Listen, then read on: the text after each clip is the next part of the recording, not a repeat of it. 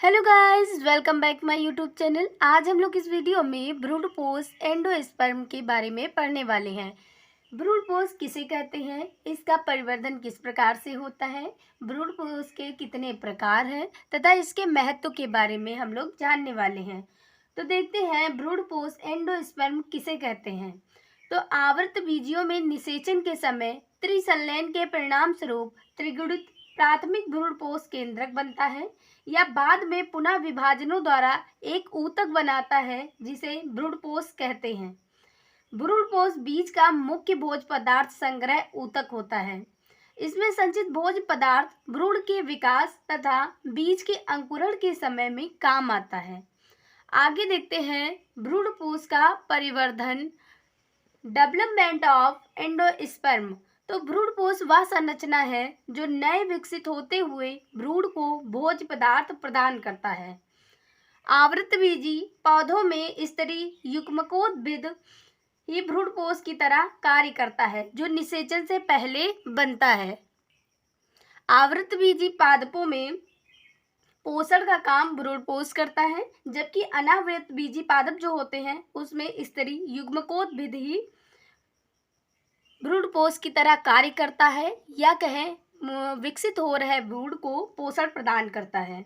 तो आवृतबीजी पौधों में भ्रूणपोष का निर्माण कोशिका की बार बार विभाजन के फलस्वरूप होता है। भ्रूणपोष की सामान्य वृद्धि के लिए त्रिसंलयन आवश्यक होता है। त्रिसंलयन सफल न होने पर भ्रूणपोष नहीं बन पाता है, जिसके परिणाम स्वरूप बीज निर्माण नहीं हो पाता है। आवृतबीजी पौधों में आनुवंशिक संगठन तथा नए व पुराने बीजाणुद्भिद के बीच अपने अंतर्वेशी स्थिति की दृष्टि से भ्रूणपोष एक अनोखा अंग है। आगे देखते हैं, कुछ पौधों में बीज परिवर्धन के समय भ्रूण के पोषण में संपूर्ण भ्रूणपोष प्रयुक्त हो जाता है, जिसके फलस्वरूप परिपक्व बीजों में भ्रूण कोष उपस्थित नहीं होता है। ऐसे बीजों को अभ्रूणपोषी कहते हैं। कुछ अन्य पौधे जिनमें भ्रूणपोष परिपक्व बीजों में बचा रह जाता है तथा भोजन का संग्रह करता है, ऐसे बीजों को भ्रूणपोषी कहते हैं। इनके उदाहरण हैं रेड़ी का बीज।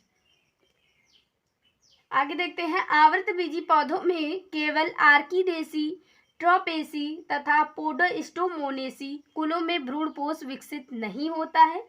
यह इन कुलों का मुख्य लक्षण है। इन तीन कुलों को छोड़कर से सभी कुलों में भ्रूणपोष पाया जाता है। भ्रूणपोष का परिवर्धन भ्रूण परिवर्धन से पहले प्रारंभ हो जाता है। परिवर्धन की दृष्टि से भ्रूणपोष तीन प्रकार का होता है। भ्रूणपोष के प्रकार, टाइप ऑफ एंडोस्पर्म, तो तीन प्रकार के हैं। पहला है केंद्रीय भ्रूणपोष, दूसरा है केंद्र कोशिकीय भ्रूणपोष, तीसरा है माध्यमिक या हेलोबियल भ्रूणपोष। पहला देखते हैं केंद्रीय भ्रूणपोष, न्यूक्लियर एंडोस्पर्म किसे कहते हैं। तो भ्रूणपोष का निर्माण भ्रूणपोष केंद्रक बार बार स्वतंत्र रूप से विभाजित होता है, लेकिन इनमें भित्ति का निर्माण नहीं होता है। बिना भित्ति के बहुत से केंद्रक बनाता है जो परिध पर विन्यासित हो जाते हैं तथा बीच में एक केंद्रीय रिक्तिका बन जाती है। आवृतबीजी पादपों में सामान्य रूप से पाया जाता है। पूर्ण विकसित भ्रूणपोष 2-4 कोशिका वाला होता है।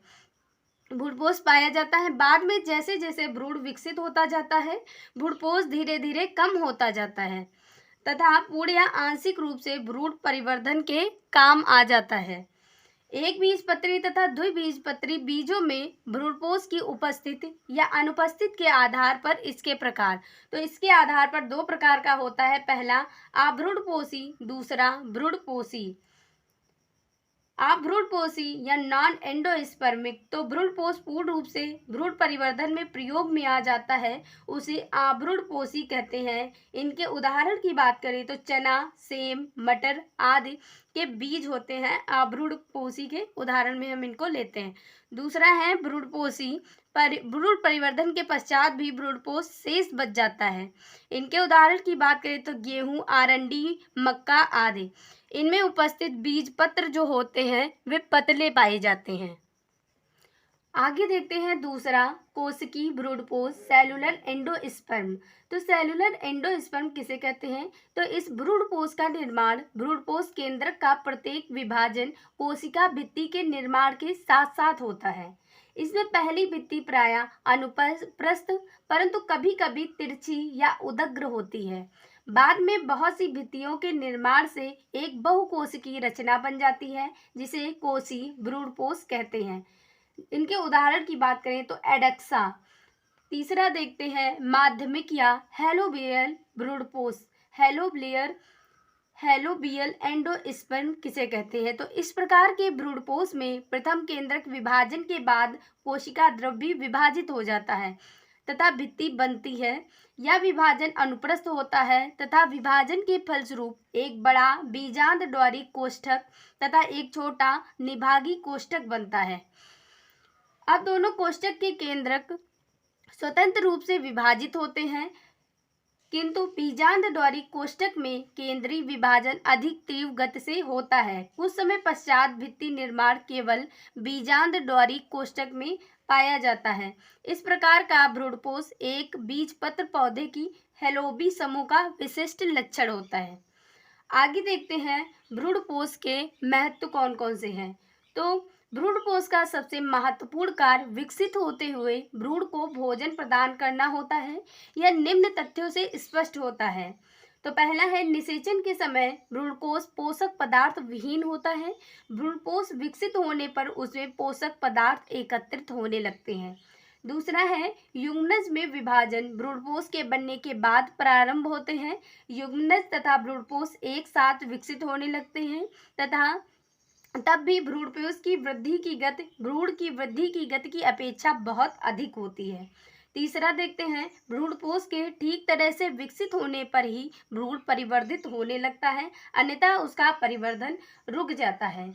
अगले महत्व की बात करें तो इसमें अभ्रूणपोषी बीजों में भ्रूण अपने पोषण हेतु पूरा भ्रूणपोष व्यय कर देता है, जबकि भ्रूणपोषी बीजों में के पौधे बनने तक उसमें पोषण का भार भ्रूणपोष पर होता है। यह था भ्रूणपोष के बारे में। होप है आप सबको समझ आ गया होगा। वीडियो अच्छी लगी हो तो लाइक करें, शेयर करें, कमेंट में बताना बिल्कुल ना भूलें कि वीडियो कैसी लगी, और चैनल को सब्सक्राइब नहीं किया है तो ज़रूर कर लें। Thank you friend.